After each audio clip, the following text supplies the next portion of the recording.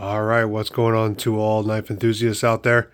So this is the end of 2024 upon making this video, and I figured I'd just show off all the blades that I got. The thing is, what was it, about like early 2023, I made a video showing off all the blades that I collected, or at least all the fixed blades that I collected over that time, and I did not expect that video to kick off the way it did. I don't know what was in the algorithms, but that thing got a ton of views. Cool. Anyway, so wanted to show off all the blades that I got for 2024.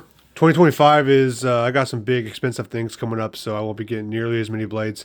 Just gotta put my money towards smarter things. But anyway, might as well show it off. So this is kind of already cheating because I got this at the end of 2023. I already made a short little video about it. This is the Work Tough Gear asset. In case you notice, I got a lot of Work Tough Gear knives this year because they make a lot of designs that I really like. And I really like how they only make them in certain batches, so they only make a certain amount. It makes them more unique. It makes them, well, pretty much I appreciate them more as a result of it. So then I saw this big guy, and this is the Carnivore, again, made by Work Tough Gear. When I got this one, I actually didn't really know what this was really designed for. It has such an aggressive tip on it. It's such a great cutter, great chopper. The handle is very different. But this is the Carnivore by Work Tough Gear, and I really like this design. Very different, very big, thick handle. By the way, I don't know why. When you grip it, your hand, or the knife's not going to go anywhere with that.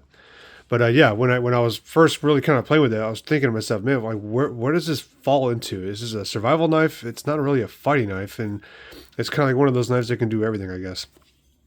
I think this is SK85, if I'm not mistaken. I believe the asset is also the same thing. So then the one that I really had my eye on was the Work Tough Gear Wolverine.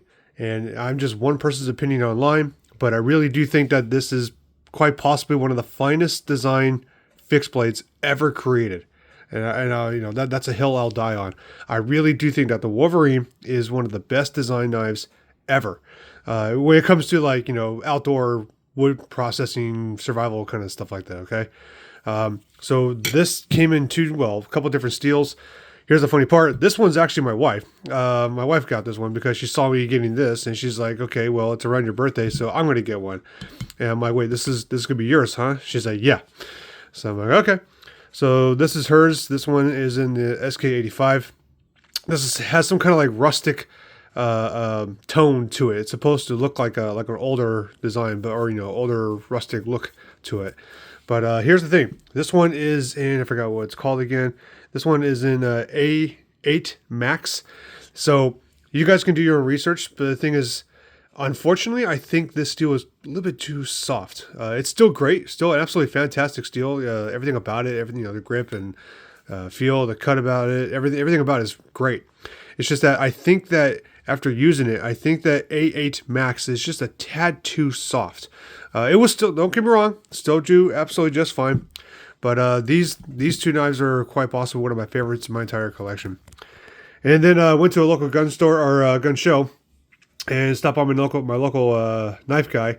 He had a SE6 for a good price. It actually came with a leather sheath, and naturally I got a custom sheath out there somewhere for it. And I have quite a bit of things to say about the SE6. I'm about to really ruffle some feathers on this. I actually don't think it's the end-all to be-all like a lot of people make it seem. I'm glad I have it in my collection because I'm able to really use it in the backyard and see what's so great about it. It's lightweight, so it makes it really good for carrying. Unfortunately, I don't think it's definitely not the best chopper. It's good at cutting, but that thin tip, I'm just kind of concerned that that might break it if I really hard use it. But nevertheless, of course, I got the custom handle scales for it, got a custom sheath for it. But nevertheless, the SE6, I see why a lot of people like it. Unfortunately, it's just not my particular favorite. And anyway, even when I upgrade it, don't get me wrong, the upgraded handles, what a difference. Big, big difference. If you have an SE6, I highly recommend that you upgrade that handle. But yep, it's been fun to use.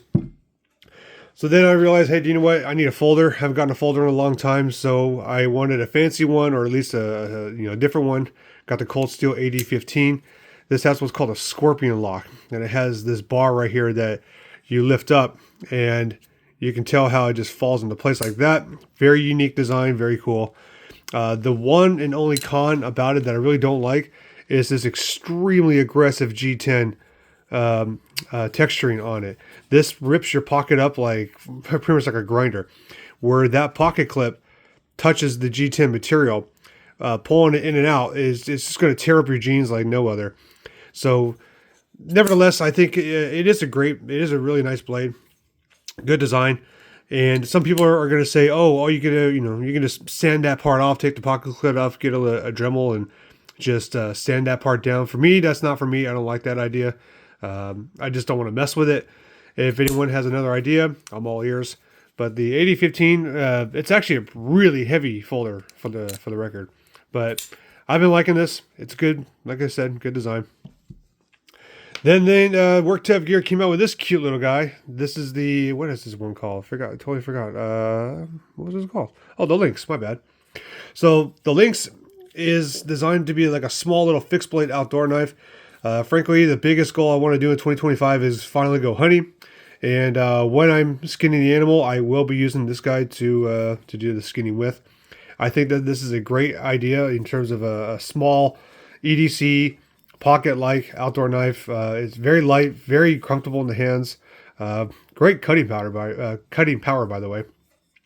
Aurora Borealis is the one who designed these guys. You can tell by that big belly that he puts on it. But I really like this thing. Nice.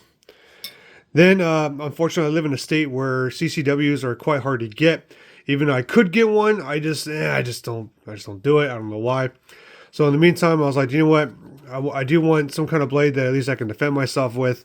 Let me switch hands, because this is actually something I wear on my left side. This is the Tops California Cobra.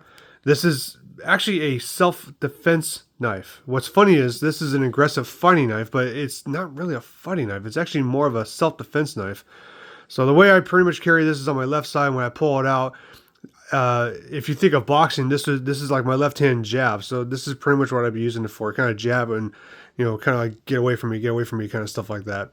That's pretty much what this knife is designed for. There's different ways you can grip it, different ways you can hold it, all that kind of good stuff. But realistically, after kind of doing some practice with it, I picture this in my left hand, kind of like keeping keep back kind of stuff like that. Real nasty little sucker though, huh? The thing is, I even got a custom sheath for it. I even set it off to a knife sheath manufacturer. He made me a custom sheath with all kinds of grommets on it, and I've been playing with the utility clip and all kinds of stuff like that.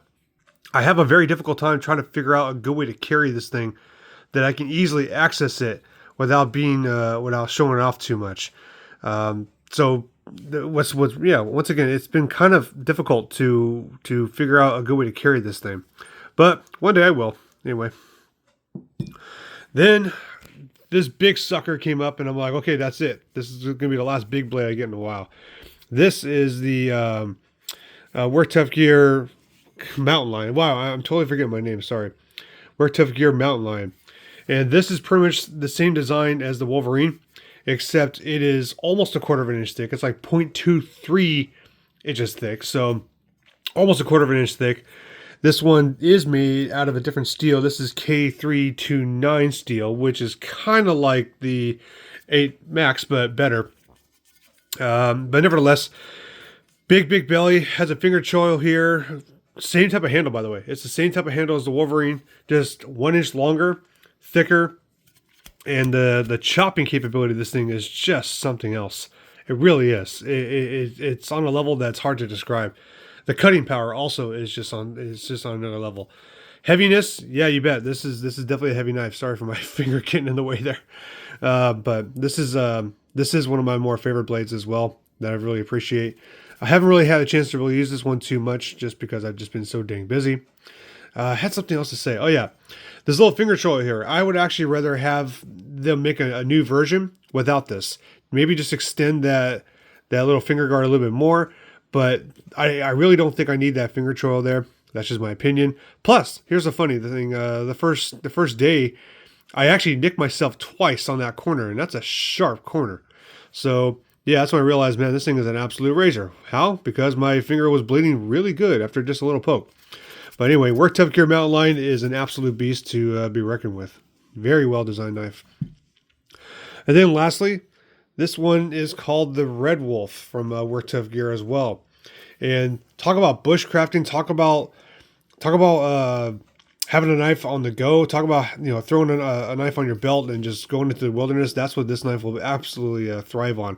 This is quite possibly one of the sharpest knives I've ever received out of the box. Big, nice, almost a full flat grind. I guess you can call it a high saber grind. But then every work tooth gear, by the way, every work tooth gear knife that I've ever received comes with a convex edge. And I am not the best expert when it comes to sharpening convex edges. What I've learned is that stropping, you know, light stropping against a fine sharpening stone, that's usually the best way that I get my edges back with convex edges. But doing some bushcrafting in the backyard, doing some wood processing in the backyard, the grip is just a real 10 out of 10. This knife really just excels everything of what most of us would really ever need a knife for. All these big ones are kind of just for show. I get that. But a knife of this caliber, of this design, really is just as good as anyone could possibly want, especially for backpacking. I think this knife would absolutely excel if I were to ever go back into Yosemite or, you know, one of the deep woods. Just because if I'm carrying all my crap with me, this is a knife that doesn't weigh me down, and it serves everything I need. But yeah, this is an absolute wonderful cutter knife. Anyway, had to really show off my at least 2024 collection, with the exception of the asset. Again, I just want to kind of show off the collection at the moment. 2025, there is definitely one model that I want to get. I want to get that, what's it called? The Commander. I think it comes out in January. So maybe I'll think about getting that. In the meantime, once again, wanted to show off some stuff. 2025 is going to have be kind of low in the moment, but it is what it is. Anyway, to anyone that's actually watched this, thank you for watching.